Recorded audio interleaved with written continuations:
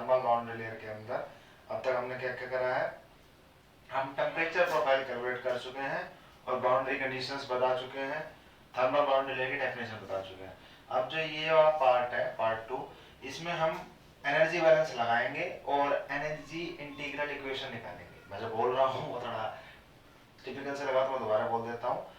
इस टॉपिक में अब हमें आगे कंटिन्यू कर रहे हैं, सेम आर्टिकल है, उस आर्टिकल को मैं बस पार्ट्स में पढ़ा रहा हूँ, तो दूसरा पार्ट है।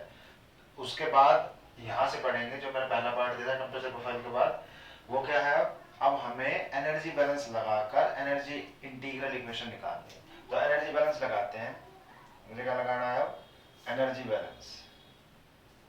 एनर्जी बैलेंस क्या कहता है, एनर्जी बैलेंस जैसे कि ये आपको पता है, ये आपकी सॉलिड प्लेट है, ठीक है, इससे यहाँ पे ये आपकी हाइड्रोडायनामिक बाउंड्री लेयर है, ये आपकी कंट्रोल वॉल्यूम है 1 2 3 4, ठीक है,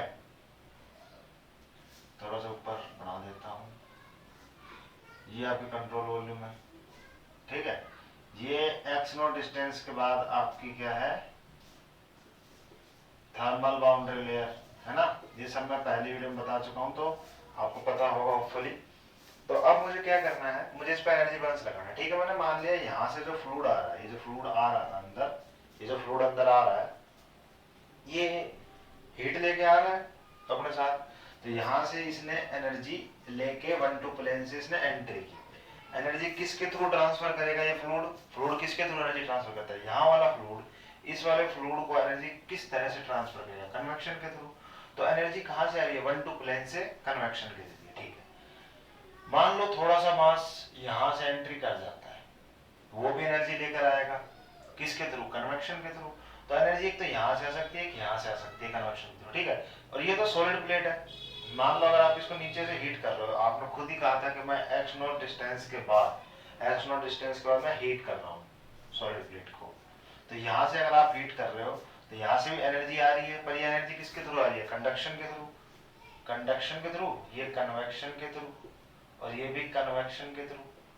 यहाँ थोड़ा बहुत वर्क भी हो रहा होगा, उस वर्क से भी कुछ ना कुछ एनर्जी प्रोड्यूस हो रही होगी, है ना। और यहाँ से एनर्जी निकल रही होगी, और यहाँ से एनर्जी किसके थ्रू निकलेगी, यहाँ से यहाँ तक एनर्जी कन्वेक्शन के थ्रू ही तो आएगी। ये एनर्जी यहाँ आएगी, यहाँ आएगी, आगे आते जाएगी कन्वेक्शन के थ्रू निकलेगी। यानी 1 2 प्लेन से एनर्जी आ रही है, 2 4 प्लेन से भी एनर्जी आ रही है, और अगर मैं मानूं तो 1 3 प्लेन से भी एनर्जी आ रही है एक्स नो डिस्टेंस के बाद से, और 3 4 प्लेन से एनर्जी जा रही है। तो input energy is equals to output energy, energy balance यही तो होगा, input energy is equals to output energy. तो E1 मान लिया 1 2 प्लेन की एनर्जी को, E1 plus E2 plus E3, ठीक है, plus E4 is equals to E5। अब ये E1 E2 E3 E4 E5 क्या है, ये मैं आपको बता देता हूँ। ये जो 1 2 प्लेन से एनर्जी आ रही है ना कन्वेक्शन के थ्रू, वो है E1, और E5 क्या है, जो 3 4 प्लेन से एनर्जी जा रही है कन्वेक्शन के थ्रू, वो E5 है। E2 क्या है, E2 है जो एक तरह से मान लो E1 तो ये है और E2 ये है, E5 ये और E2 जो, चलो E2 को इसको मान लेते हैं, जो कंडक्शन के थ्रू एनर्जी आ रही है, ठीक है। 1 2 1 3 प्लेन से जो कन्वेक्शन के थ्रू एनर्जी आ रही है ना, वो E2 मान ली, ठीक है। लिख सकते हो आप बकायदा नोटबुक में कि the energy coming from 1 2 plane through convection is denoted by E1, the energy going out from plane 3 4 by convection is denoted by E5, the energy coming from 1 3 plane after a distance x naught through conduction is denoted by E2, ठीक है। और E3 क्या है, E3 मैंने मान लिया 2 4 plane है, ऊपर से थोड़ा सा मास ऐड हो रहा है, और वो थोड़ा सा मास जब ऐड हो रहा है तो वो एनर्जी लेकर आ रहा है, मास आएगा तो एनर्जी आएगी कन्वेक्शन के थ्रू, मास आ रहा है तो कुछ ना कुछ हीट लेके आ रहा होगा ना, तो वो E3 मान ली, जो छोटा सा मास एनर्जी लेकर आ रहा है ना 2 4 प्लेन से, वो E3 मान ली। The energy coming from incremental mass which is adding from the 2 4 plane, 2 4 plane से जो मास ऐड हो रहा है ना थोड़ा सा इंक्रीमेंटल, उससे जो एनर्जी आ रही है वो है E3। और E4 क्या है, E4 मैंने मान लिया वर्क डन जो हो रहा है ना फ्लूइड के अंदर, जो वर्क डन हो रहा है उसके वजह से जो एनर्जी आ रही है वो E5 है, तो सॉरी E4 है। तो अब मैं इसको निकालना शुरू करता हूँ। E1 क्या आएगा, E1 कन्वेक्शन के थ्रू एनर्जी आ रही है 1 2 प्लेन से, लिख सकता हूँ ना, energy coming from plane 1 2 by convection, लिखना चाहो तो आप लिख लेना, और ये आएगी कितनी, कन्वेक्शन से जो एनर्जी आती है वो क्या होती है, मास इनटू में specific heat, mass into specific heat into temperature, into temperature, यही होती है। कन्वेक्शन के थ्रू जो हीट आती है, जो एनर्जी आती है, उसको आप कैसे लिखते हो, मास इनटू में स्पेसिफिक हीट इनटू टेम्परेचर। सबको पता है स्पेसिफिक हीट क्या आएगी, सीपी। टेम्परेचर क्या लूं, मैंने मान लिया वाई डिस्टेंस पर मैं देखना चाह रहा हूं, ठीक है। सॉलिड सरफेस से वाई डिस्टेंस के ऊपर मैंने एक छोटा सा एरिया ले लिया, इंक्रीमेंटल एरिया, जिसकी डी वाई वाई एक्सिस का लॉन्ग विड्थ है। देखो हाँ मैं इसको ऐसे समझा देता हूँ एक मिनट में। ऐसे मैंने एक एरिया लिया जो डी वाई डिस्टेंस, जो वाई डिस्टेंस पर है सॉलिड सरफेस से, उसकी ये वाली लेंथ वाई एक्सिस का लॉन्ग लेंथ है डी वाई, और विड्थ डब्ल्यू इस तरफ है, और डब्ल्यू मैंने 1 ले रखा था, डब्ल्यू मैंने क्या ले रखा है 1, ठीक है। तो मैंने एक छोटा सा एलिमेंटल एरिया लिया, यहाँ नीचे बना रहा हूँ, जिसकी y एक्सिस का लॉन्ग विड्थ dy है और z एक्सिस का लॉन्ग w है, और w की वैल्यू मैं हमेशा 1 ले रहा हूँ इस आर्टिकल के अंदर, ठीक है। तो एरिया कितना आ जाएगा इस छोटे से स्पेस का, छोटे से एलिमेंट dy इंटू w, ठीक है। तो उसका टेम्परेचर मैंने y डिस्टेंस पर t मान लिया, तो टेम्परेचर t लिख देता हूँ, ठीक है, at any y, temperature is a function of y, ठीक है, वो हम कैलकुलेट कर चुके हैं। अब बात है मास की, मास फ्लो रेट निकालना पड़ेगा। तो मैंने छोटे से अगर एरिया का मास फ्लो रेट निकालूंगा तो कितना आएगा, छोटे से एरिया का मास फ्लो रेट कितना आएगा, डेंसिटी इनटू में इसका area divide into W into में वेलोसिटी, वेलोसिटी कितनी, y डिस्टेंस पर वेलोसिटी मान ली फ्लूइड की ux थी, ठीक है, u उसके पैरों में s, u सबस्क्रिप्ट x, ये छोटा सा मास फ्लो रेट आ गया। टोटल मास फ्लो रेट के लिए इसको इंटीग्रेट कर दूंगा 0 से l तक। भाई अगर मैं ऐसे छोटे छोटे छोटे छोटे एरिया, जो यहाँ पर भी ऐसे छोटा सा एरिया होगा, ऐसे सारे छोटे छोटे छोटे एरिया को जोड़ दूंगा, इन सभी के मास फ्लो रेट को जोड़ दूंगा, तो मुझे टोटल मास फ्लो रेट मिल जाएगा। और वो मास फ्लो रेट कहाँ से कहाँ तक के एरिया का मिलेगा, 0 से l तक जितने भी एरिया बनेंगे उन सबके मास फ्लो रेट को जोड़ दिया, तो मुझे क्या मिल जाएगा, टोटल मास फ्लो रेट। तो मैंने और कुछ किया थोड़ी ना, 0 से l तक इसको इंटीग्रेट कर देते, क्या आ जाएगा, 0 से l, w की वैल्यू 1 है, तो ये क्या आ गया, rho D y into ux। ये m की वैल्यू आ गई, और m की वैल्यू मैं यहाँ डाल दूंगा तो मुझे E1 की वैल्यू पता चल जाएगी। ये इक्वेशन याद कर लेना, E1 plus E2 plus E3 plus E4 equals to में E5, ठीक है। ये भी मैं लिख देता हूँ,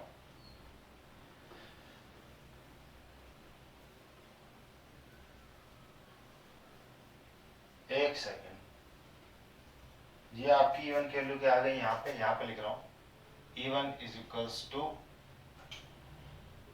0 to L rho ux dy, ठीक है, इंटू Cp इंटू टी। ये E1 की वैल्यू आ गई, इसको छोटा इक्वेशन नंबर 1 लिखो, छोटा 1, ठीक है। अब वही सवाल, E5 की वैल्यू क्या आएगी, अब E2 की वैल्यू निकालो, सीधा E5 की वैल्यू निकाल रहा हूँ। एक फंक्शन है जिसकी वैल्यू यहाँ पर E1 है, और ये टोटल डिस्टेंस है dx, ठीक है, ये टोटल डिस्टेंस है dx, मतलब इसकी जो विड्थ है ना सॉलिड बॉडी की x एक्सिस को वो dx मान ली, तो उसकी 3-4 पर प्लेन पर वैल्यू क्या आएगी, टेलर सीरीज है ना। देखो मैं दोबारा समझा देता हूँ, अगर आपको नहीं पता है अभी तक भी तो आज सीख लेना। जैसे मान लो फंक्शन है, उसके लिए यहाँ पर f(x) है, f1x है मान लो, और आपको इसकी वैल्यू पता है कितनी है, जो भी है, लेकिन यहाँ पर f2x होगी, कितनी होगी ये नहीं पता, और ये डिस्टेंस है dx। मतलब आपको एक फंक्शन की वैल्यू एक पॉइंट पर पता है, और उससे dx डिस्टेंस के बाद आप उसकी वैल्यू पता लगाना चाहते हो, तो वो कितनी निकल कर आएगी, वो आएगी ये वाली जो वैल्यू आएगी ना, dx डिस्टेंस के बाद जो वैल्यू आएगी वो आएगी इनिशियल वैल्यू कितनी थी, ये f1x प्लस, कैसे आएगी, initial value plus initial value का डिफरेंशिएशन, इनिशियल वैल्यू का डिफरेंशिएशन, पार्शियल डिफरेंशिएशन लेते हैं जनरली, उस डायरेक्शन के रिस्पेक्ट में डिफरेंशिएशन लेना जिस डायरेक्शन में आप फंक्शन के वैल्यू निकालना चाहते हो। आप x डायरेक्शन में ही तो मूव कर रहे हो, ये x एक्सिस ही तो होती है, ऐसे y एक्सिस होती है, x एक्सिस में आप फंक्शन के वैल्यू निकालना चाह रहे हो तो x के रिस्पेक्ट में डिफरेंशिएशन इनटू में जितने डिस्टेंस के बाद आपको फंक्शन की वैल्यू चाहिए उससे मल्टीप्लाई। आपको फंक्शन की वैल्यू dx डिस्टेंस के बाद कैलकुलेट करनी है ना, तो आप dx से मल्टीप्लाई कर दो। दोबारा बोल देता हूँ, एक फंक्शन इसकी वैल्यू आपको यहाँ पे पता है और यहाँ पे आप निकालना चाहते हो dx डिस्टेंस के बाद, तो कैसे निकलेगी, initial value plus initial value का डिफरेंशिएशन, डिफरेंशिएशन उस डायरेक्शन के रिस्पेक्ट में करना जिस डायरेक्शन में आप मूव कर रहे हो, इनटू में उस डिस्टेंस से मल्टीप्लाई कर देना जिसके बाद, जिस डिस्टेंस के बाद आप फंक्शन की वैल्यू निकालना चाहते हो। आप dx डिस्टेंस के बाद ही तो फंक्शन की वैल्यू निकालना चाहते हो। आपको पता है कि x 3 पर मेरी वैल्यू फंक्शन की है, आप x 7 पर निकालना चाहते हो, यानी आप 4 से मल्टीप्लाई करोगे, 4 डिस्टेंस बाद आप निकालना चाहते हो। तो ये कुछ ऐसा ही है। 1 2 प्लेन पर एनर्जी पता है E1 है, तो 3 4 प्लेन पर कितनी आ जाएगी, E1 प्लस E1 का डिफरेंशिएशन x के रिस्पेक्ट में और dx, यही होगा ना। तो E5 की वैल्यू क्या आ जाएगी, यानी दो टास्क तो मेरे सिंपल सिंपल लॉलीपॉप की तरह कंप्लीट हो गए। E5 क्या आ गया, E1 plus differentiation of E1 into dx, ये छोटा 2 आ गया, ठीक है, ये होगा। अब क्या करना है, अब मुझे आगे की तरफ चलना है। अब मैं अगला टास्क पकड़ूंगा E2 का। E2 मैंने कंडक्शन वाली एनर्जी मान ली, मैंने पहले कुछ भी बोला हो तो उसको थोड़ा सा भूल जाना अगर मैं कुछ बोला, लेकिन मैंने जहां तक याद है मैं E2 वो एनर्जी मान रहा हूँ जो कंडक्शन के थ्रू 1 3 प्लेन से आ रही है, ठीक है। तो कंडक्शन के थ्रू एनर्जी कितनी आती है, minus k A d T by d x लिखूं या डी वाई लिखूं या डी जेड लिखूं, क्या लिखूं। मैं ऊपर की तरफ मूव कर रहा हूँ, किस डायरेक्शन में जा रहा हूँ, वाई एक्सिस क्या लाऊं, तो डी वाई से डिवाइड करूंगा। अरे यार ये समझ लो ना कि छोटे यहाँ से एनर्जी यहाँ तक गई, मान लो ये जो यहाँ से एनर्जी यहाँ तक गई, तो किस डायरेक्शन में गई, वाई डायरेक्शन में, तो डी वाई से डिवाइड करूंगा। अगर यहाँ से एनर्जी इस तरफ जाती तो एक्स डायरेक्शन में जाती तो डी एक्स से डिवाइड करता, ठीक है। Minus k d T by d y, ये एनर्जी आ गई। एरिया कितना लूंगा, प्लेट का एरिया कितना आएगा, प्लेट ऐसे रखी हुई है, ठीक है। ये नीचे से देखूंगा तो एक तो ये एरिया ही आएगा, ये डायमेंशन इनटू ये डायमेंशन, ये डायमेंशन dx है और ये डायमेंशन w है, तो dx इनटू w, और w की वैल्यू कितनी है 1 minus k dx into w dt by dy, लेकिन ये dt बाय dy लेना कहाँ है, y इक्वल्स टू 0 पर। क्यों, क्योंकि सॉलिड प्लेट x एक्सिस की तरफ रखी हुई है, सॉलिड प्लेट जो है वो ऐसे रखी हुई है बिल्कुल ऐसे, ये x एक्सिस ही तो है। यहाँ पे कोई भी पॉइंट होगा तो 7,0 9,0 3,0, यानी हर जगह y की वैल्यू 0 आएगी। यानी कि मैं कहाँ निकालना चाह रहा हूँ, कंडक्शन कहाँ से हो रहा है, कंडक्शन हो रहा है सॉलिड प्लेट से, यानी x एक्सिस से कंडक्शन हो रहा है y एक्सिस की तरफ, समझे। इसलिए dt, अब w की वैल्यू 1 पुट कर दूंगा तो ये dx इंटू 1 dx ही आ जाएगा, तो ये आ गया minus k dx dt by dy y equals to 0, ठीक है। और मैं पहले पिछली वीडियो में बता चुका हूँ, चाहे dt बाय dy निकालूं चाहे d थीटा बाय dy निकालूं, दोनों सेम चीज है, तो मैं इसी का यूज करके निकालूंगा, बाकी मैंने यहाँ बता दिया है। ये मेरा तीसरी चीज आ गई, ठीक है। अब मैं चौथी चीज की तरफ चलूंगा, E3। मैंने मास फ्लो रेट निकाला था, मास फ्लो रेट कितना निकाला था मैंने, मास फ्लो रेट निकाला था 0 से L रो ux dy, यही निकाला था, ठीक है। अब मैंने क्या कहा है, मैंने कहा कि यार थोड़ा सा मास है ना 2 4 प्लेन से नीचे आ गया, अब जब वो थोड़ा सा मास नीचे आया तो वो इस पोर्शन में एनर्जी लेकर आएगा, और वो एनर्जी लेकर आएगा तो एनर्जी ऐड हो जाएगी, जो एनर्जी यहाँ से गई है, यहाँ से 30 जूल एनर्जी गई, यहाँ से 40 जूल एनर्जी गई, कितनी होगी 70, और ये छोटा सा मास यहाँ से 20 जूल एनर्जी लेकर आया तो 90 जूल एनर्जी हो गई। यानी यहाँ से जो मास लेकर आ रहा है वो एनर्जी निकालनी भी जरूरी है, वो भी कन्वेक्शन में एनर्जी लाएगा, तो वो क्या आएगी इतनी। चलो ये सारी इक्वेशन जो है ये आप थोड़ा सा याद रख लेना, मैं चलो एक बार मैं यहाँ लिख देता हूँ, फिर मैं ऊपर लिख दूंगा इनको, ठीक है। इधर छोटा सा मास एनर्जी लेकर आएगा, लेकिन थोड़ा सा जो मास चेंज होगा, जो मास ऐड हो रहा है वो कितना ऐड होगा। अच्छा एक बात बताओ, मैंने मान लिया 50 किलो मास था, ठीक है, 50 किलो मास था, यहाँ से एंटर करा था 50 किलोग्राम पर सेकंड, यहाँ से निकला 70 किलोग्राम पर सेकंड, तो कितना मास ऐड हुआ 20 किलोग्राम पर सेकंड। कैसे पता लगाया, 70 में से 50 घटा दिए। अच्छा, यानी कि अगर मुझे यहाँ का मास पता है और मैं यहाँ का मास निकाल लूँ, मास फ्लो रेट निकाल लूँ, और इस मास फ्लो रेट में से यहाँ का मास फ्लो रेट घटा दूँ, तो मुझे निकल के आ जाएगा कितना मास फ्लो रेट ऐड हुआ है, मुझे पता लग जाएगा यहाँ से कितना मास ऐड हुआ है। दोबारा समझा देता हूँ, मैंने माना यहाँ से 50 किलोग्राम पर सेकंड मास ऐड हो, मतलब एक सेकंड में 50 किलोग्राम मास ऐड हो गया, यहाँ से एंटर कर गया। यहाँ से जब मैंने निकलता हुआ देखा तो वो निकला 100। अच्छा, मैंने कहा ये तो दोगुना हो गया, कैसे पता लगा, इसमें से घटा दिया, कहाँ से आया होगा भाई, सॉलिड प्लेट को चीर के तो आएगा नहीं मास, सीधी सी बात है ऊपर से आया होगा। तो यहाँ से आने वाले मास का कैसे पता लगा सकता हूँ, यहाँ से जो मास निकला है उसमें से यहाँ से जो मास एंटर हुआ है वो घटा दूंगा, वो कर देता हूँ। यहाँ से जो मास आ रहा है वो तो मुझे पता ही है, जो यहाँ इकट्ठा हो गया ये रहा, यहाँ तो और निकाल लेता हूँ और वो इसमें से घटा देता हूँ। ठीक है, तो यहाँ पे कितना मास, हाँ अब बताओ, यहाँ पर मास की वैल्यू ये है, यहाँ पर मास की वैल्यू ये है, बताओ वहां पर कितनी होगी। जैसे अभी इवन पे करा था ना, सेम ऐसे ही कर देंगे, कितना आ जाएगा वहां पे, m dot is equals to में m1 प्लस में curl by curl x m1 x into d x, यही करेंगे ना इनिशियल वैल्यू फिर इनिशियल वैल्यू डिफरेंशिएशन। अब मुझे करना क्या है, m2 में से m1 को घटाना है, तो मेरे को पता लग जाएगा कितना मास ऐड हुआ। इस m1 को इधर ले आओ, बराबर से इस तरफ लाओगे माइनस का हो जाएगा और बराबर इधर आ जाएगा, यानी जो change in mass flow rate है ना वो इतना है। कुछ नहीं करना, बस डिफरेंशिएशन कर दो मास फ्लो रेट का और उसको dx से मल्टीप्लाई कर दो, लिख देता हूँ चलो मैं ये change in mass flow rate आ गया।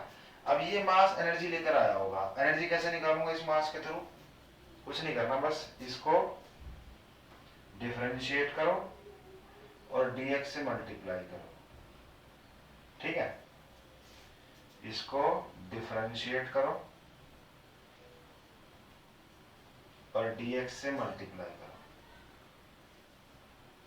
ठीक है, मतलब ये मास चेंज हो रहा है, ये मास यहाँ से ऐड हो रहा है और ये कितनी एनर्जी लेकर आएगा, एनर्जी किसके थ्रू लाएगा, कंडक्शन के कन्वेक्शन के, कन्वेक्शन के। और कन्वेक्शन से एनर्जी कैसे निकालते हैं, mass into specific into temperature. लेकिन जब ये मास ऊपर से आ रहा है, यहाँ का टेम्परेचर तो T ले सकते हो, लेकिन थर्मोडायनेमिक बाउंड्री लेयर के बाहर का टेम्परेचर क्या होता है, T इन्फिनिटी हर जगह का। तो इसका टेम्परेचर कितना होगा, T इन्फिनिटी, समझ गए।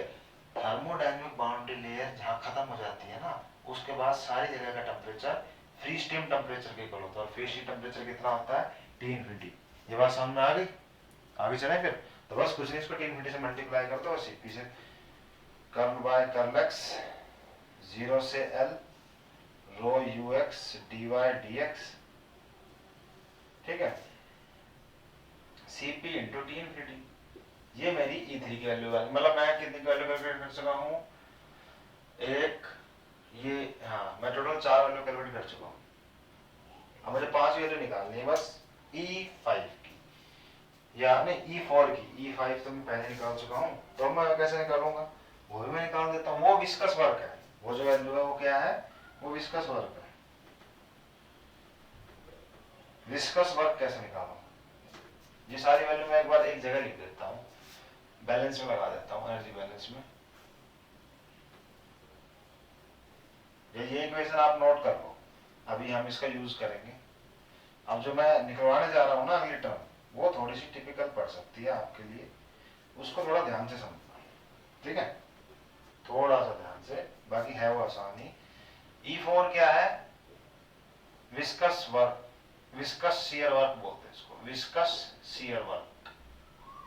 इससे जो एनर्जी आ रही है ना वो है ये, और विस्कस शियर वर्क किसके इक्वल होता है, इसको W भी लिखूं, विस्कस शियर वर्क किसके इक्वल आएगा, फोर्स इनटू डिस्प्लेसमेंट।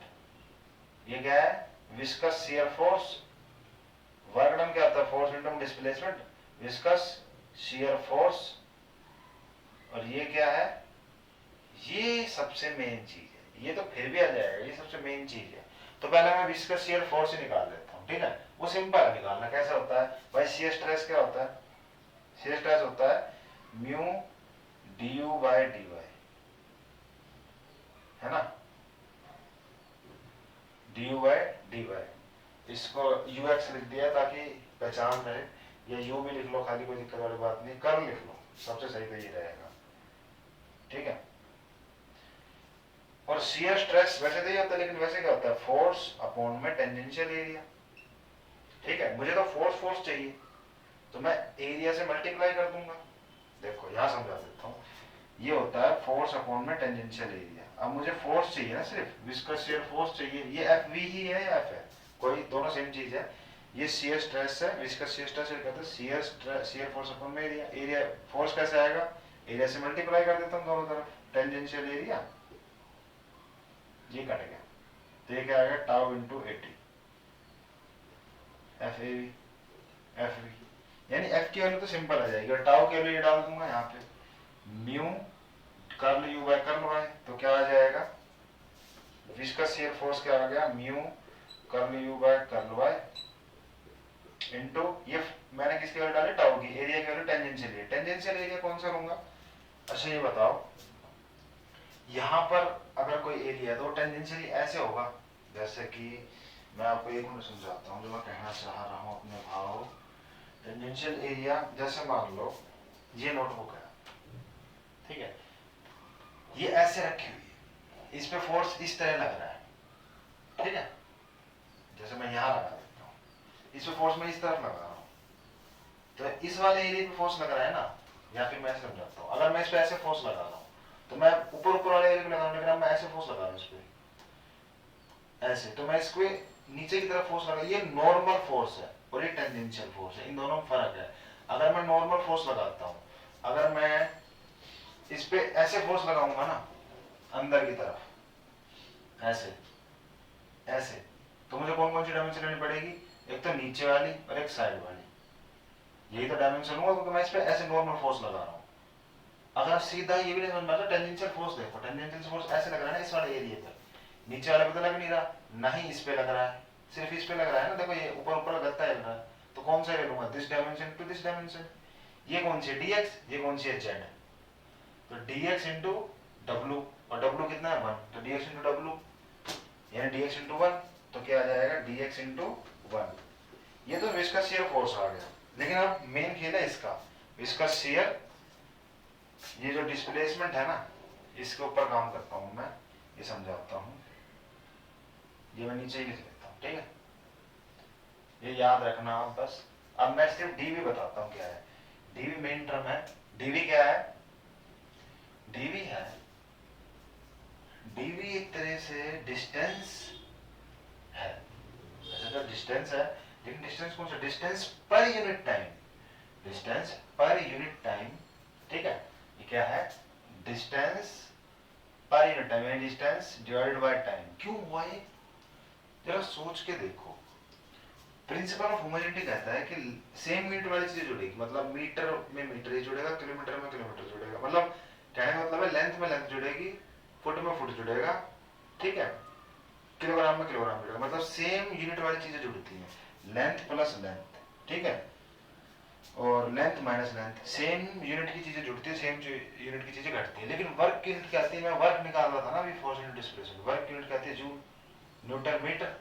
लेकिन अगर मैंने फोरियर लॉ देखा हो, या मैंने जितने भी E1 इंटू E3 अभी तक निकाले हैं, फोरियर लॉ सबसे सिंपल है यूनिट निकालने के लिए, फोरियर लॉ में यूनिट क्या आती है, रेट ऑफ हीट माइनस के dt बाई dx, ये क्या आता है, rate of heat, rate of heat क्या आता है, वॉट, यानी जूल पर सेकंड, रेट ऑफ हीट तो यही होगा, एनर्जी को टाइम से डिवाइड कर दो, यानी ये वॉट है, और ये खाली जूल है।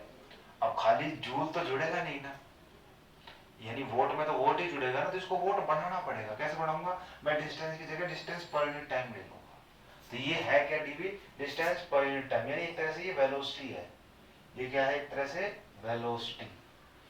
लेकिन अभी मैंने पूरी बात नहीं बोली, ये है क्या, distance per unit time with respect to elemental control volume, मैं पूरी बात लिखता हूं, डिस्टेंस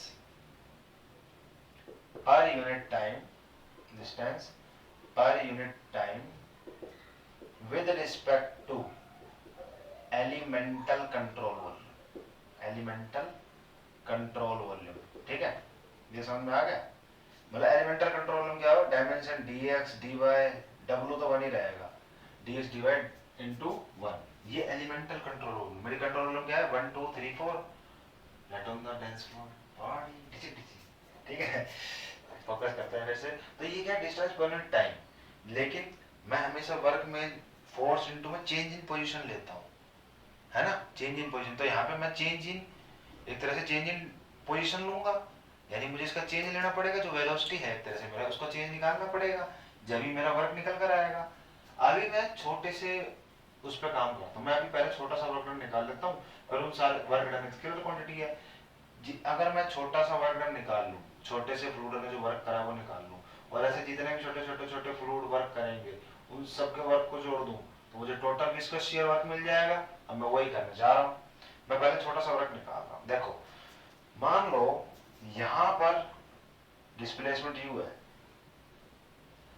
तो यहां पर डिस्प्लेसमेंट कितना होगा, ये डिस्प्लेसमेंट पर यूनिट टाइम, मान लो यहां पर displacement per unit time u है, तो dy डिस्टेंस के बाद डिस्प्लेसमेंट पर यूनिट टाइम कितना होगा बताना जरा। यहाँ पे मान लो u2 होगा, ये u1 की वैल्यू है, u1 is to u, dy distance के बाद डिस्प्लेसमेंट पर यूनिट टाइम कितना होगा, u2 is to initial value plus initial value का, यानी u इनिशियल वैल्यू का डिफरेंशिएशन y के रिस्पेक्ट में करूंगा, इस बार मैं y के रिस्पेक्ट में कर रहा हूं क्योंकि मैं ऊपर की तरफ जा रहा हूं, ठीक है।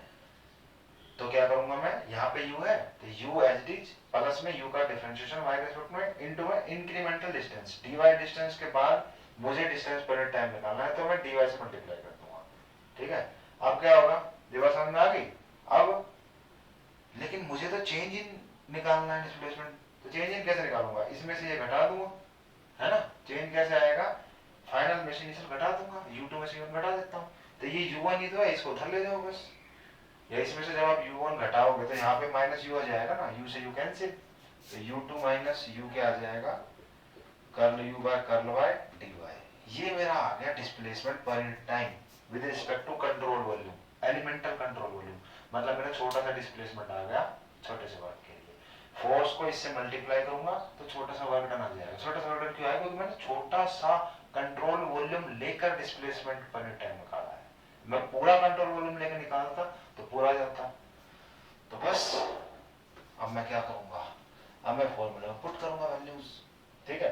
तो मेरा यहां से dw क्या आएगा, फोर्स तो as it is mu curl u by curl y into dx, ये डिस्प्लेसमेंट पर यूनिट टाइम या डिस्टेंस पर यूनिट टाइम, ठीक है। ये छोटा सा वर्कडन आ गया। अगर मैं ऐसे छोटे छोटे छोटे छोटे वर्कडन को जोड़ दूं, 0 से l तक जितने भी वर्कडन होंगे उन सबको जोड़ दूंगा तो मुझे टोटल वर्कडन मिल जाएगा। तो मैं 0 से l तक इसको इंटीग्रेट कर देता हूँ, ये दोनों सेम है तो 2 इंटू 2 स्क्वायर हो जाता है, इन दोनों का स्क्वायर हो जाएगा तो ये आ जाएगा टोटल वर्कडन, यानी ये आ गया मेरा E4। ये क्या आ गया, 0 से l mu curl u by curl y का होल स्क्वायर और dx इंटू dy। अब बस मैं इन सारी वैल्यूज को E1 E2 E3 E4, ये नंबर 5 हो जाएगी मेरी, इन सब वैल्यूज को मैं एनर्जी बैलेंस में डाल दूंगा, ठीक है। चलो मैं डाल देता हूँ और डाल डूल के नहीं करता हूँ। चलो एक स्टेप बाय स्टेप वैल्यूज डालते हैं। देखो सबसे पहले E1 की वैल्यू E1 ही लिख देते हैं, ठीक है। E1 की वैल्यू आपको पता है प्लस E2 की वैल्यू, E2 की वैल्यू कंडक्शन वाली थी तो इसको क्या लिखूं, minus k A d x curl T by curl y at y equals to 0, कोई फर्क नहीं है, curl T by curl y लो या d T by d y लो, ठीक है। और ये आ गया तो माइनस साइन आ जाएगा, ठीक है। प्लस E3 क्या था, E3 था एलिमेंटल कंट्रोल वॉल्यूम से 0 से L, ठीक है, rho u x d y into c p into T infinity plus E4 ये है, ठीक है। डब्ल्यू वी सिर्फ डब्ल्यू वी लिख देता हूँ, प्लस E5 क्या है, E1 प्लस में इज इक्वल्स टू में E1 प्लस में curl y curl x E1 into d x, ये दोनों कैंसिल आउट हो गए, ठीक है। इसको इधर ले जाओ और उसको इधर ले आओ, ठीक है। इसको आगे लिख लो, 0 से L curl u x d y c p t infinity minus curl y, अच्छा एक मिनट, इसके आगे भी कर्ल वाई कर्ल एक्स था, sorry sorry sorry d x, एक मिनट भूल हो जाती है यार, मैंने लिख नहीं रखा ना, थोड़ी सी दिक्कत तो आ ही जाती है। उसके आगे भी कर्ल वाई कर्ल एक्स, उसको देख के याद आ गया, E1 इंटू डी एक्स, ये इस तरफ आ गया तो माइनस का हो गया, ये एज इट इज, ये उस तरफ जाएगा प्लस का हो जाएगा, डब्ल्यू वी वो उधर गया तो प्लस का के d x curl t y curl y at y is equals to 0, ठीक है। यहाँ तक सामने आ गया होगा मेरे हिसाब से। अब आगे चलते हैं, अब इसमें कुछ नहीं करना, इसी ये आ चुकी है अपनी वैल्यू, बस एक बार मैं लिख देता हूँ इसको,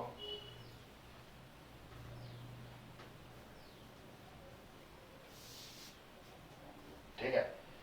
ये इन दोनों में से क्या कॉमन आ रहा है, ये चीज और ये चीज, ठीक है। तो कर्ल बाय कर्ल एक्स, बाहर dx पीछे लिख लूंगा, 0 से L integration curl ux dy, even की वैल्यू में भी ये आएगा, ये curl ux dy common, cp भी कॉमन, यहाँ बच गया t इनफिनिटी, वहां बचेगा t माइनस का t। देखो इवन की वैल्यू आपको पता हो तो ये थी 0 से L curl ux dy into t into cp। तो देखो ये चीज और ये चीज ये कॉमन है इन दोनों में, तो ये तो मैंने बाहर निकाल दी, यहाँ t इनफिनिटी बचा वहां t बच गया, और दोनों के मल्टीप्लाई में क्या है dx। ठीक है, अब पीछे क्या है प्लस का w की वैल्यू क्या है, w की वैल्यू ये है 0 से L mu curl u by curl y इसका स्क्वायर और dx into dy is equals to k dx into curl t by curl y at y is equals to 0। यहाँ तक शायद कोई दिक्कत नहीं आई होगी, और इसी इक्वेशन का नाम है एनर्जी इंटीग्रल इक्वेशन। क्या नाम है इसका, एनर्जी इंटीग्रल इक्वेशन। अब इसी को हमें सोल्व करना है, और इसी को सोल्व करके हमारे पास थर्मल बाउंड्री लेयर का एक्सप्रेशन निकल कर आएगा। ठीक है, तो अब हम आगे प्रोसीड करते हैं। आगे प्रोसीड करने में मैं आपको बता दूं पहली बात हम क्या मानेंगे कि curl u by curl y का जो होल स्क्वायर है, ये जो फ्लो फील्ड वेलोसिटी है, कौन सी फ्लो फील्ड वेलोसिटी FIELD, ये बहुत कम होती है, it is very very negligible, जिसकी वजह से ये टर्म इस टर्म की वैल्यू बहुत कम आती है, तो हम इसको नेग्लेक्ट कर सकते हैं। मतलब आपके लिए एक अच्छी बात, आप सोच रहे होंगे कि आपको विस्कस शेयर फोर्स वाली बात में थोड़ी सी दिक्कत आ रही है, तो उसको नेग्लेक्ट ही करना है, थोड़ा थोड़ा समझो, नेग्लेक्ट कर दो आप। क्यों, क्योंकि ये बहुत कम वैल्यू निकल कर आती है, इसलिए हम क्या कर देंगे नेग्लेक्ट। तो ये तो गया, जान बची तुम्हारी, है ना, यही समझ रहे होंगे। ठीक है, दूसरी बात, अब मैं वैल्यू निकालना शुरू करता हूँ। तो मैंने तुम्हें बता रखा है मैं curl t by curl y निकालूं at y is equal to 0, या मैं curl theta by curl y निकालूं at y is equal to 0, दोनों सेम बात है। और थीटा की वैल्यू मैंने क्या निकाली थी पिछले लेक्चर में, theta upon theta infinity is equal to 3/2 y by delta t minus 1/2 y by delta t का होल क्यूब। मुझे y इक्वल टू 0 पे निकालना है, इसको डिफरेंशिएट कर देता हूँ y के रिस्पेक्ट में, तो 1 अपॉन थीटा इनफिनिटी तो कांस्टेंट है, बाहर आ जाएगा। इसको डिफरेंशिएट करूंगा तो क्या आएगा, y का डिफरेंशिएशन y के रिस्पेक्ट में 1, और y क्यूब का क्या आएगा, ये 1 अपॉन 2 है, y क्यूब का तो 3y स्क्वायर अपॉन में डेल्टा t क्यूब। लेकिन मुझे इसमें y को 0 पुट करना है। ठीक है, जब मैं इसमें y को 0 पुट करूंगा तो यहाँ तो y है नहीं, ये वाली टर्म 0 हो जाएगी, है ना, 0 का स्क्वायर 0, ये चीज 0, यानी ये हट जाएगा, सिर्फ ये बचेगा। तो इस चीज की वैल्यू निकालने के लिए ये चीज यहाँ नहीं होनी चाहिए, इसलिए दोनों तरफ थीटा इनफिनिटी से मल्टीप्लाई, ये कट गया, यानी वैल्यू क्या आ गई मेरे पास इस टर्म की है, इस टर्म की वैल्यू क्या निकल कर आ गई 3/2 थीटा इनफिनिटी अपॉन में थर्मोडायनेमिक बाउंड्री लेयर की थिकनेस और थर्मोडायनेमिक बाउंड्री लेयर। ठीक है, ये चीज आ गई, मैं लिख देता हूँ यहाँ पे, आ गई, ये तो अच्छी बात है, ये तो बहुत अच्छी बात है। आगे करके लिख दूं 3/2 k dx 3/2 theta infinity upon में डेल्टा t, dx से dx कट गया। ठीक है, अब बचा क्या, ये चीज है, ये कांस्टेंट है, cp और रो बाहर निकाल लो, रो cp बाहर आ गए बेटा। ठीक है, curl y curl x 0 to L, ये इसको एक काम करता हूँ, मैं ऐसे लिख लेता हूँ, कर्ल y कर्ल x को बाहर रहने देता हूँ, यहाँ लिख लेता हूँ 0 to L rho cp ux as it is, dy पीछे ले जाऊंगा, t इनफिनिटी माइनस t है, dy में पीछे ले गया, dx बचा नहीं, k 3/2 थीटा इनफिनिटी अपॉन में डेल्टा t, ये इक्वेशन आप याद रखो। ठीक है, ये आप पे काम आएगी, इसको साइड में लिख लेते हैं, या हमें अभी है ना पहले इस इंटीग्रेशन को सोल्व करना है, पहले हमें इसको सोल्व करना है। ठीक है, इस इंटीग्रेशन को सोल्व कर लेते हैं, और इस इक्वेशन को मैं एज इट इज रहने देता हूँ। ठीक है, इसको भूल जाओ 2 मिनट के लिए, सिर्फ इस इंटीग्रेशन को सोल्व करते हैं। ठीक है, बस अब फोकस किस पे करना है, इस इंटीग्रेशन पे। ठीक है, वो ऊपर वाले चीज लिखे रहने देता हूँ मैं।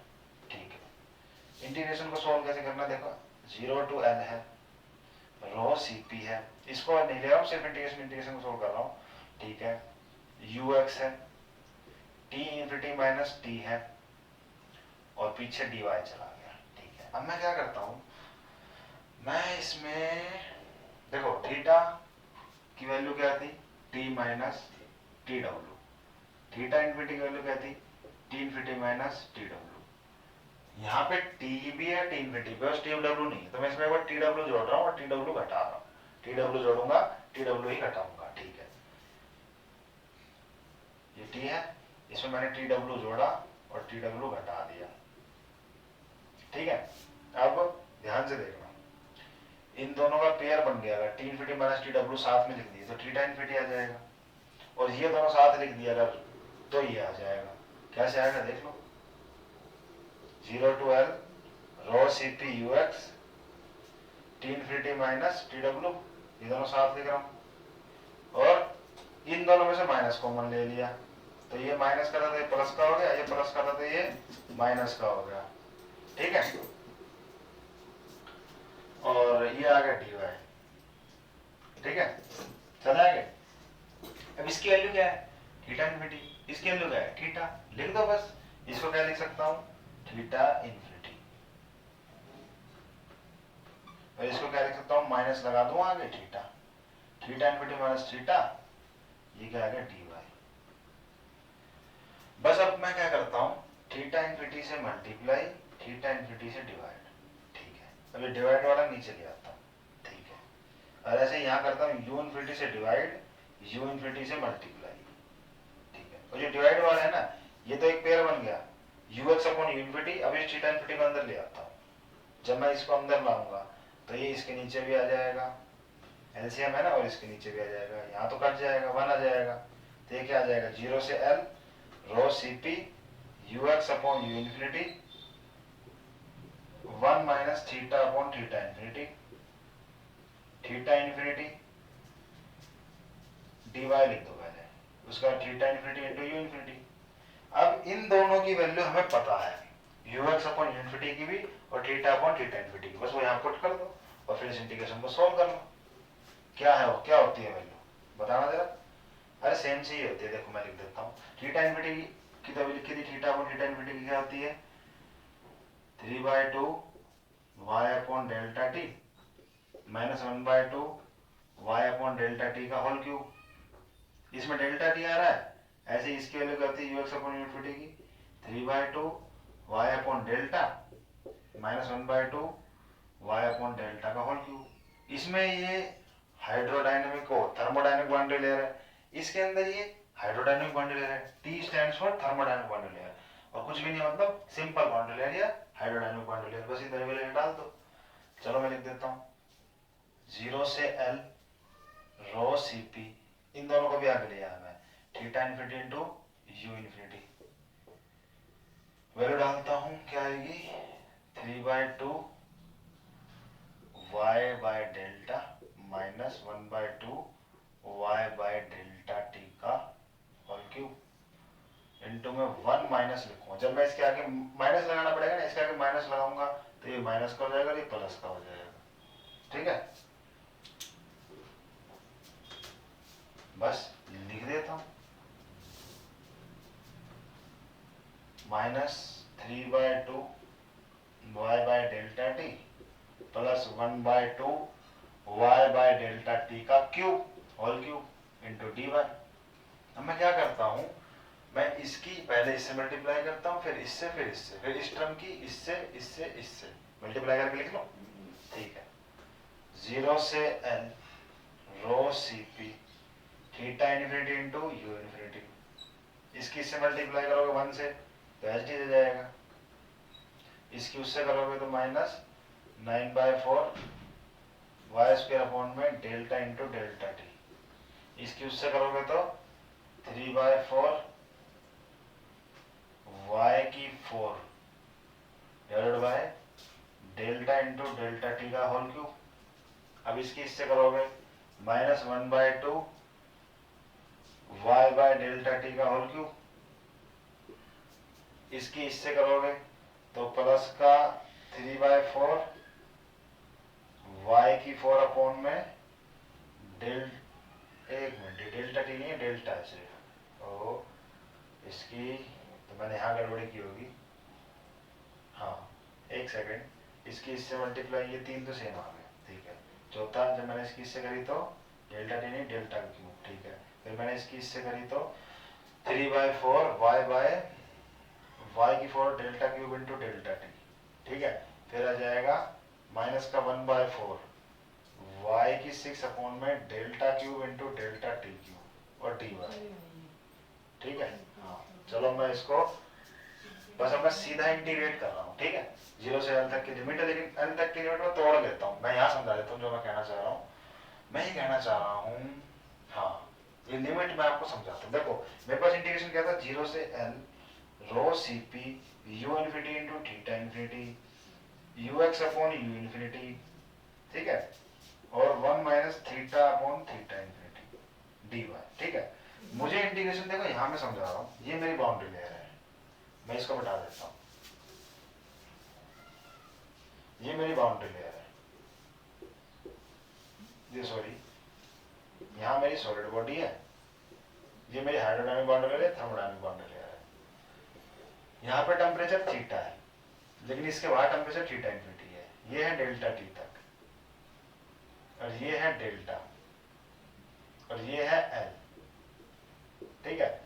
मैंने पहले भी समझा रखा, मैं दोबारा भी समझा रहा हूँ, लिमिट का जो कंसेप्ट है ना वो थोड़ा सा अलग है, मतलब वो थोड़ा सिंपल है। जैसे मान लो आपने पहले भी पढ़ा होगा कि जब हम लिमिट सोल्व करते हैं, जब आप लिमिट सोल्व करते हो, तो जैसे मान लो आपको -3 से 5 तक इंटीग्रेशन करना है, तो आप कैसे करते हो, पहले -3 से 0 चले जाते हो और फिर 0 से 5, यही करते हैं ना। सेम कंसेप्ट मैं यहाँ अप्लाई करूंगा। मुझे कहाँ से जाना है, 0 से l तक जाना है, तो पहले मैं 0 से डेल्टा टी चला जाऊंगा और डेल्टा टी से l जा सकता हूँ। ओह शिट, यही कर सकते हैं ना, तो वही कर रहा हूँ मैं। देखो मैं ये कहना चाह रहा हूँ बेटा, जैसे कि मेरे पास इंटीग्रेशन होता है -3 से 5 किसी भी फंक्शन का, तो मैं क्या करता हूँ, पहले मैं -3 से 0 तक इंटीग्रेशन कर देता हूँ, प्लस फिर मैं 0 से 5 तक इंटीग्रेशन कर देता हूँ, सेम रिजल्ट आ जाता है ना मेरे पास। ऐसे ही मैं क्या कर सकता हूँ, पहले 0 से डेल्टा टी चला जाऊँ, मुझे 0 से l तक करना है, ठीक है, पहले मैं 0 से डेल्टा टी चला जाऊँ, फिर डेल्टा टी से l चला जाऊँ। तो जब मैं 0 से डेल्टा टी जा रहा हूँ, जब तो कोई दिक्कत नहीं है, पहले मैं इसको 0 से डेल्टा टी लिखूंगा, प्लस फिर मैं लिखूंगा डेल्टा टी से l। लेकिन जब मैं डेल्टा टी से l जाऊंगा तो हर जगह मेरा थीटा किस में बदल गया, थीटा इन्फिनिटी में। यहाँ पर तो थीटा थीटा ही था, लेकिन यहाँ पर थीटा क्या है, थीटा इन्फिनिटी। तो जब मैं यहाँ थीटा इन्फिनिटी पुट करूंगा, यहाँ पे ऐसे लिखूंगा 1 माइनस थीटा इन्फिनिटी अपॉन में थीटा इन्फिनिटी, ये दोनों कटेंगे और यहाँ आ जाएगा 1 माइनस 1 0, और ये पूरी टर्म 0 हो जाएगी। यानी मेरे पास लिमिट सिर्फ क्या बचेगी, 0 से l की जगह 0 से डेल्टा टी, यानी यहाँ मैं लिमिट क्या लिखूंगा, 0 से डेल्टा टी। समझ गए, क्योंकि जब मैं डेल्टा टी से l जाता हूँ तो थीटा थीटा इन्फिनिटी बदल जाता है और वो कैंसिल होकर 0 बना देता है। आप समझ रहे हैं मेरी बात, थोड़ी थोड़ी या पूरी पूरी, बिल्कुल सिंपल सा कंसेप्ट था। नहीं समझ में आया तो दोबारा बोल देता हूँ। जब मैं डेल्टा टी से l जाऊंगा ना, तो मेरा थीटा अब क्या बन जाएगा, अब मेरा थीटा बन जाएगा फ्री स्ट्रीम टेम्परेचर, यानी थीटा इन्फिनिटी, यानी थीटा की जगह मुझे थीटा इन्फिनिटी लिखना पड़ेगा। किस लिमिट के लिए, डेल्टा टी टू l। जब मैं लिखूंगा तो 1 ये कट जाएगा और 1 आएगा, 1 माइनस 1 0, और ये पूरी टर्म 0 हो जाएगी। कब, जब लिमिट डेल्टा टी से l होएगी। 0 से डेल्टा टी के लिए तो थीटा थीटा ही है, लेकिन उसके बाद के लिए थीटा इन्फिनिटी, इसलिए ये टर्म बचेगी और वो टर्म हट जाएगी, ठीक है। मैं ये बताना चाह रहा था। अब मैं इसको आगे सोल्व कर देता हूँ, अब मैं सीधा इंटीग्रेशन करता हूँ। देखो सीधा लिखता हूँ मैं, ये सारे बाहर निकालता हूँ, rho c p theta infinity infinity, इसको करूंगा तो क्या आएगा, 3/2 वाई स्क्वायर अपॉन में डेल्टा, इसका करूंगा तो क्या आएगा 9/4 y cube upon y square upon में 2 डेल्टा आएगा, 3 डेल्टा इंटू डेल्टा टी, ठीक है, ये आ गई, और प्लस 3/4 वाई की 5 divided by 5 delta into delta T cube, ऐसे ही -1/2 वाई की 4 डिवाइडेड बाय 4 डेल्टा क्यूब, ठीक है। और यहाँ प्लस का 3/4 वाई की 5 divided by 5 delta cube into delta T, minus का 1/4 वाई की 7 divided by 7 delta cube into delta T cube, और लिमिट क्या है 0 से डेल्टा टी। तो मुझे अब हर जगह y की जगह पहले डेल्टा टी डालना है, फिर 0 डालना है। जब मैं हर जगह y की जगह 0 डालूंगा तो पूरी टर्म 0 जाएगी। जब मैं हर जगह y की तरफ डेल्टा टी डालूंगा जो ही तो मेरी पर्टिकुलर वैल्यू आएगी, तो मैं सिर्फ डेल्टा टी डाल देता हूँ। मतलब आप तो पूरा कर सकते हो, मैं हर जगह y की जगह डेल्टा टी दे देता हूँ, delta T delta T delta T delta T, और ये भी डेल्टा टी। अब मैं काटना शुरू करता हूँ। देखो ये डेल्टा टी का स्क्वायर है अपॉन में डेल्टा, ठीक है, ये भी ठीक है। ठीक है, कोई दिक्कत नहीं है। 3/4 ये क्या आ गया डेल्टा टी स्क्वायर, ये 3 ये आ गया 3/4 डेल्टा टी स्क्वायर अपॉन में डेल्टा, ये भी वही है 3 2 दूनी 4। ये क्या है देखो, ये आगे वाली टर्म का 2 दूनी 4, 3/4 डेल्टा टी, ये मैं यहाँ लिख देता हूँ rho c p theta infinity u infinity, क्या आ रहा है 3/4 delta t upon delta t square, delta t square upon में डेल्टा, और पीछे वाली टर्म में क्या आ रही है 3/4 माइनस का 3/4 delta t square by delta, ये दोनों कट गए। अब अगली टर्म ये क्या आएगा स्क्वायर बच गया, ठीक है 3/20 5 और 20 प्लस का 3/20 डेल्टा टी स्क्वायर अपॉन में डेल्टा, ठीक है। अगली टर्म क्या आएगी, ये एच डी जाएगा है ना, माइनस का 1/8 डेल्टा टी की 4 अपॉन में डेल्टा क्यूब। अगला क्या आएगा, एक बार कट जाएगी 4, ये हो जाएगा प्लस का 3/4 डेल्टा टी की 4 डिवाइडेड बाय डेल्टा क्यूब, 3/20 आएगा, ठीक है। ये दोनों एक जैसे हैं लेकिन पावर्स का फर्क है, ठीक है। अब अगली टर्म क्या आएगी, अगली टर्म ये आ जाएगी डेल्टा टी का क्यूब से ये 4 पावर बचेगी, -1/28 डेल्टा टी की 4 अपॉन में डेल्टा क्यूब। ये इक्वेशन आपके पास आ गई, ये मैं लिख देता हूँ, ठीक है। ये सिंपल आप जब कैलकुलेशन करोगे तो निकल के आ जाएगी। अब क्या क्या है आपका डेल्टा टी स्क्वायर है या डेल्टा टी की 4 है या डेल्टा टी की 4 है, ठीक है। ये दोनों एक जैसे हैं, ये भी 4 है, ये एक जैसे है, सब में delta cube delta cube delta cube है नीचे, ठीक है। इन सब को एक तरफ रख लो, इसको एक तरफ रख लो, मतलब ये क्या आ गया rho c p theta infinity u infinity 3/20 delta t square upon में डेल्टा। इन सब में से कॉमन क्या आ गया डेल्टा टी की 4 माइनस का अपॉन में डेल्टा क्यूब, प्लस का ले लो बाहर, ये माइनस का ही रहने दो, 8 एलसीएम 20 एलसीएम 28 एलसीएम एक साथ उतार लो, ज़्यादा दिक्कत नहीं होगी। ये क्या जाएगा इन दोनों मल्टीप्लाई 560 माइनस का, ठीक है। एलसीएम ले रहा हूँ सिर्फ 20 हट गया, इनकी मल्टीप्लाई 8 2 64 8 2 16 16 और 6 22 22 की 3 से मल्टीप्लाई करना 672 आएगा, 3 चौक 12 3 दूनी 6 3 3 6 1 7 3 दूनी 6 672, ठीक है। 28 से 28 कैंसिल, बचा गया माइनस का 160,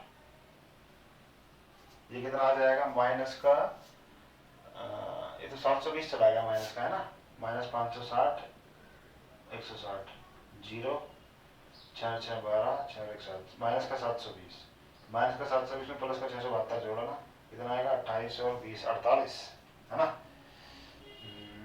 8 और ये बच्चा, ठीक है माइनस का 48 बच गया, तो यानी ये टोटल बचेगा ऊपर माइनस का 48, ठीक है, क्योंकि माइनस का तो 8 6 48 और 6 से 3 2 3 6 2 से 10 है ना, तो ये -3 अपॉन 280, यानी ये टर्म क्या आ गई rho c p theta infinity u infinity 3/20 delta t square upon में डेल्टा, ठीक है, प्लस में डेल्टा टी क्यू अपॉन में डेल्टा क्यू ठीक है, और माइनस लिख दो, माइनस 3/280, ठीक है।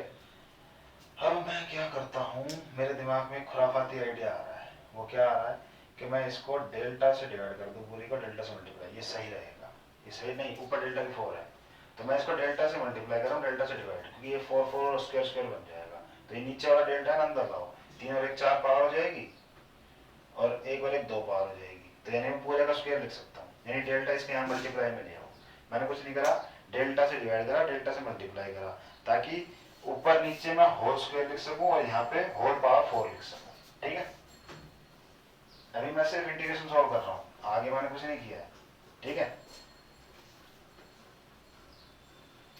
तो मैं इसका वैसे लिखूं, rho c p theta infinity upon में यू इन्फिनिटी, ये क्या आएगा 3/20 delta upon delta t upon में डेल्टा का square minus 3/280 delta t upon delta का 4 पावर, ठीक, इंटू में डेल्टा और लिख दो यहाँ पे, ठीक है।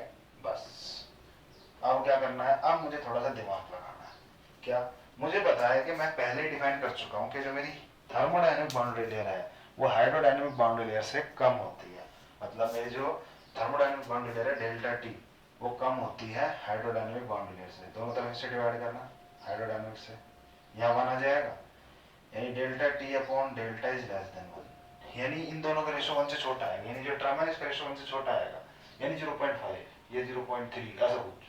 जब मैं इसका स्क्वायर करूंगा तो थोड़ी सी कम वैल्यू आएगी, जब मैं इसका क्यूब करूंगा तो और थोड़ी कम वैल्यू आएगी, जब मैं इसकी 4 पावर करूंगा तो बहुत कम वैल्यू आएगी। यानी अगर मैं इसकी पावर 4 करता हूँ तो मुझे बहुत छोटी वैल्यू मिलेगी, यानी वो बहुत बहुत बहुत बहुत बहुत छोटी आएगी 1 से। तो मैं इसको नेग्लेक्ट कर सकता हूँ, यानी मैं इस वाले टर्म को क्या कर दूंगा बेटे, नेग्लेक्ट। क्यों, क्योंकि ये जो टर्म है ना इसकी वैल्यू बहुत स्मॉल आएगी 1 से, because this term is very very small. तो मेरे पास मॉडिफाई इक्वेशन क्या आ जाएगी, ये rho c p theta infinity upon infinity 3/20 delta t upon delta का स्क्वायर, और इसको मैं लिख देता हूँ सिग्मा का स्क्वायर। सिग्मा मैंने एक वेरिएबल डिफाइन कर दिया, डेल्टा टी अपॉन डेल्टा, ठीक है। ये मेरी इक्वेशन बन गई है। यहाँ तक मेरे हिसाब से सब कुछ समझ में आ गया होगा। अब मैं बस ये जो वैल्यू है ना इंटीग्रेशन की वो इसमें डाल दूंगा, ये जो वैल्यू आई है इसमें, और इसके आगे ये लिख दूंगा। बस चलो करते हैं। बस अब ये होने ही वाला है, एक पार्ट हो रहा है बस इसका, ठीक है। इसमें डालेंगे तो क्या आएगी, बस कुछ नहीं, इसके आगे कर्ल बाय कर्ल एक्स आ जाएगा पूरे के आगे, इजिकल्स टू में के 3/2 थीटा इन्फिनिटी अपॉन में डेल्टा टी। तो थीटा इन्फिनिटी से मैंने थीटा इन्फिनिटी उड़ा देना है, ठीक है। डेल्टा टी अभी उड़ने का नहीं तो मैं रुक जाता हूँ, थम जाता हूँ, ठीक है। अब मैं क्या करता हूँ, अब मैं थोड़ा सा और दिमाग लगाता हूँ।